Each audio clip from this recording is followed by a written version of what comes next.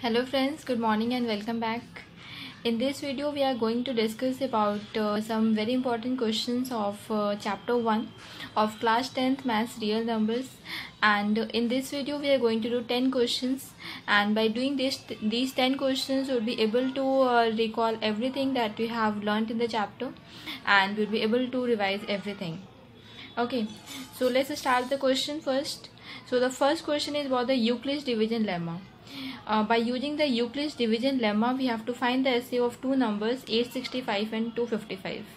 So let's first see what is this lemma. According to this one, we have the formula of A equals to BQ plus R, where this is the quotient, this is the remainder, this is the dividend and divisor. Okay, so what we have to do, because we have two numbers here 865 and 255, so we have to first choose out the greater out of them. So greater is 865, so firstly we are going to divide 865 by 255, and then we will see that what happens there. If we are dividing 865 by 255, then it will go by 3, and 765, then 100 would be there. It means we can write 865 as 255 multiplied by 3 plus 100. Now we have to use this step again, and this time we are going to use the two numbers 100 and 255. We are going to divide 255 by 100. So what will happen if we divide the numbers? It would be like this: 100 multiplied by 2, and 55 would again be the remainder here. Now again we are going to use the numbers, which one? 55 and 100. Okay, so if we divide 100 by 55, so it would be like this, that 55 multiplied by 1 plus 45. Then again we are going to do the same step. We will do the same step till the time we get the remainder as 0. We get this number as 0. So 45 and 55 again. So 55 would be equal to 45 multiplied by 1 plus 10. Now 45 would be equal to 10 multiplied by 4 plus 5. Then 10 would be equal to 5 multiplied by 2 plus 0. So we have got the remainder as 0. So this number would be our SCF now. The second question that we have is, we have to find here the LCM of 96 and 360. So for finding out the LCM, what do? We have to make out the prime factors of both the numbers. So if we are taking 96 here, so 96 we can do it like this. The prime factors we can find out. So it would be 6 here, then again divided by 2, 3 and 1. Then 360 also in the similar way you can do. So here we have find out in the similar way we can find out the prime factor of 360 also. So 96 we can write it as like this, that 96 would be equal to 2 to the power 5 multiplied by 3. You can just count it from here. It's 1, 2, 3, 4 and 5. So 2 to the power 5 multiplied by 3. Then 360 can be written as 2 raised to the power 3, because here 3 2s are coming. Then 3 is coming 2 times, and then again 5. So in LCM what we need to do, in LCM we have to take all the numbers that are coming in the prime factors. Okay, so 2 to the power 5 would be coming as whole, then 3 is square, and then 5. If you multiply whole the numbers, it would be 1440. So this would be the SCF of 96 and 360. Okay, so let's look at the third question now. We had earlier learned one formula. In this question we have to use the SCF and LCM of two numbers is given to us 9 and 459, and one number is also given. You have to find out the other number. So in this question we need to use the formula, and the formula was that SCF multiplied by the LCM equals to product of the two numbers. If we are multiplying the two numbers on one hand, and if we are taking the product of SCF and LCM, both are going to be the same. So we are going to use this formula here. So SCF is 9. We write here 9 here. 9 multiplied by 459. We are taking as one number to be x. So x multiplied by 27. X values can be found out very easily. 9 multiplied by 459 upon 27. Then this would be coming to 153. The second number would be 153. So here we have used one very general formula that we can use here. Now coming to the fourth question we have is, find the largest number which divides 70 and 125, leaving remainder 5 and 8 respectively.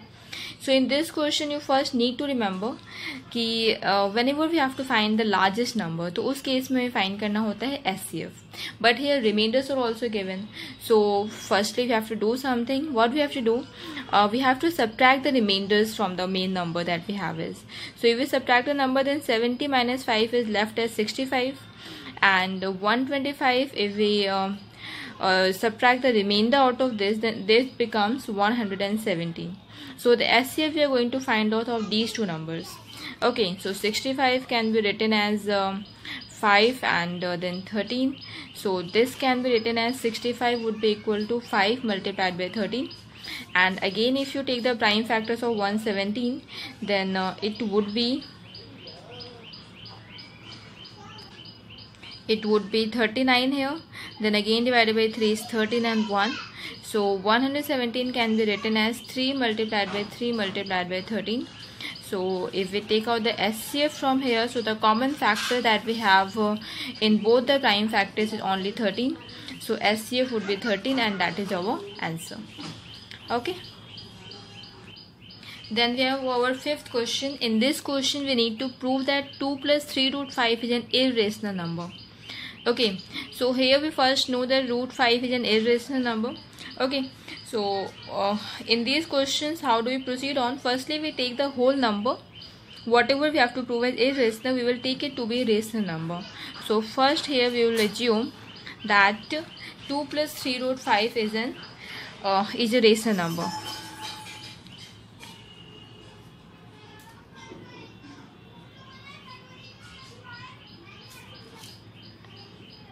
That 2 plus 3 root 5 is rational number. So rational number, as we have done earlier also in the chapter, rational number can be represented in the form of a upon b, where the numerator part is not equal to 0, and they both are, we are taking them to be co-prime numbers. The co-prime numbers are the numbers which have common factor only as 1. Okay, so a and b we are taking as co-prime. So here we can write that 3 root 5 would be equal to a upon b minus 2. Again, if we take it, then this could be written as 3 root 5 equals to a minus 2b upon 3. Okay, now this root 5 we can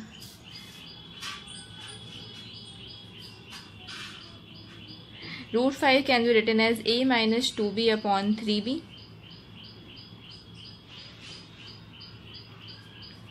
Okay, a minus 2b upon 3b.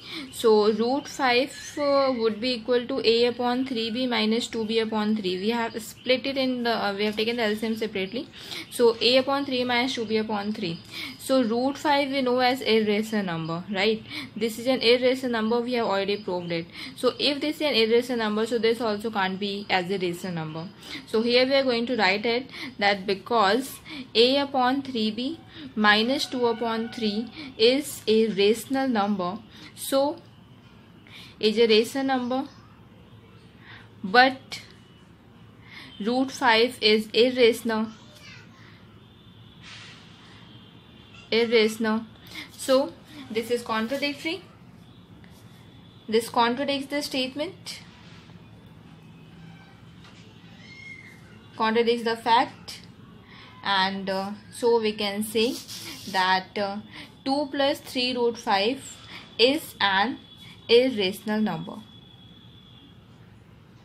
Okay, so this also we have done here. Next question that we have is 17 multiplied by 5 multiplied by 11 into 3 into 2, and again plus 2 multiplied by 11 is a composite number we have to prove. This is one term and this is the another term. We have to prove it as a composite number. What's a composite number? A composite number is having the factors more than 2, means is having other factors also other than 1 in itself. Okay, so let's see. Here if we see, we can see that two terms are common, 2 and 11, both the numbers are coming here also and here also. So we will just do it like this, that 2 multiplied by 11 will take as common, and if we take it as common, so what will happen? Here it would be 17 multiplied by 5 multiplied by 3, and here what it remains, here it remains as 1. So 2 multiplied by this, this would be 255. 85 multiplied by 3 is 255 plus 1 would be 256. So what are the factors are we getting of this number? The factors we are getting is 2, 11 and 256. All these are the factors. Okay, so what we can say that it is a composite number because we are getting more than 2 factors. So this would be a composite number. Next question, question number 7 that we have is 3 alarm clocks are there and they are ringing at intervals of 4, 12 and 20 minutes. They are starting to ring together, then how much time they will take? Okay, so in all these type of questions you have to we need to find out the LCM of all the numbers. So here we are going to find out the LCM of 4, 12 and 20. LCM of 4, 12 and 20, you can just calculate it and this would be coming to 60 minutes. So we can say that these bells would start ringing at again at an interval of 60 minutes.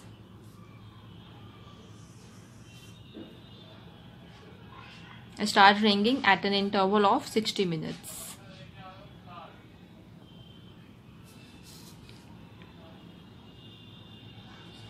Okay, now question number 8 that we do have is, in these questions the decimal expansion we have to tell that whether if we means we don't have to actually calculate it, without calculation we just need to find out whether decimal expansion would be terminating one or non-terminating one.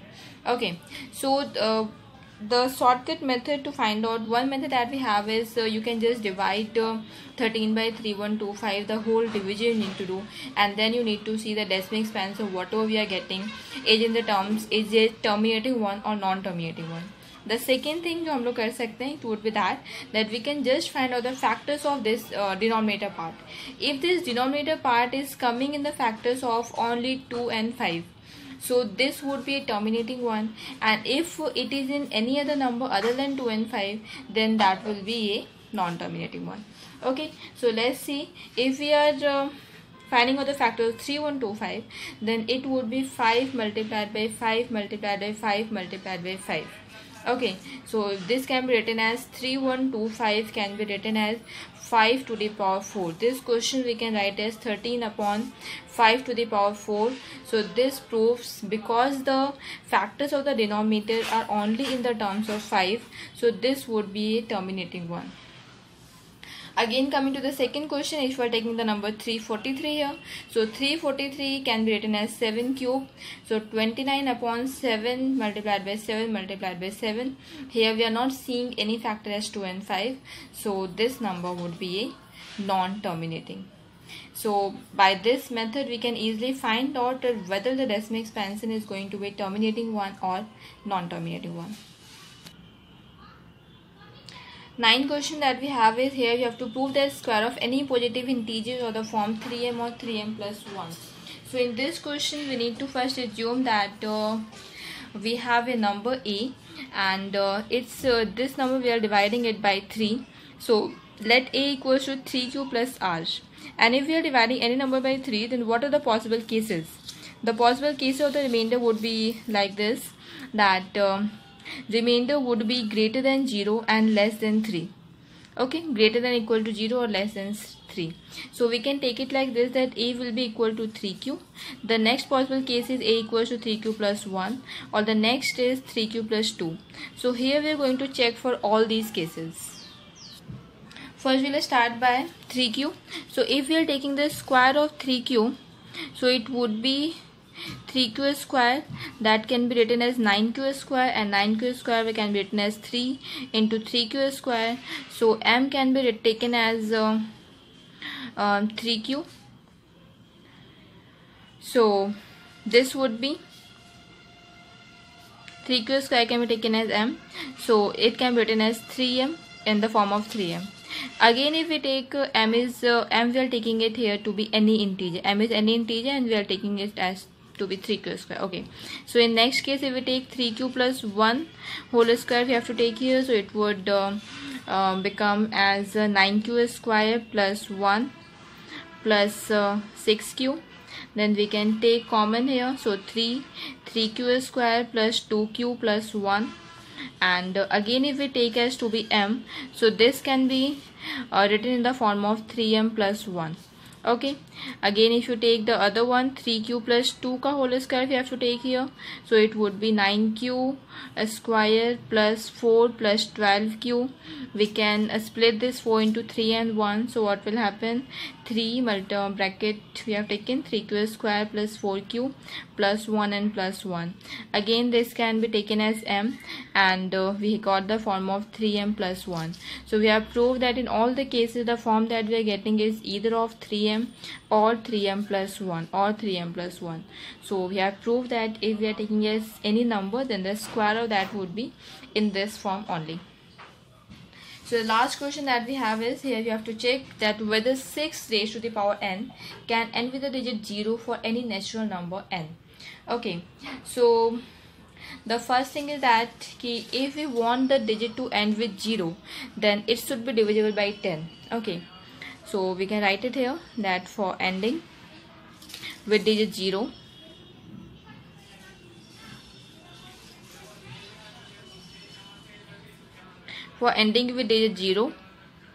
the number should be divisible by 10, or if it is not divisible by 10, then by the factors of 10. Now what are the factors of 10? The factors of 10 are either 2 or 5. By 10 or 2 and 5, both the numbers it should be divisible. Okay, by 2 also and by 5 also. So if you are taking 6n here, so 6n we can write as 2 multiplied by 3 to the power n. So we are not able to see 5 here or 10 here. Okay, so because we can write here, because 5 is not in the factor, because 5 is not a factor of 6n, so it cannot end with the digit 0.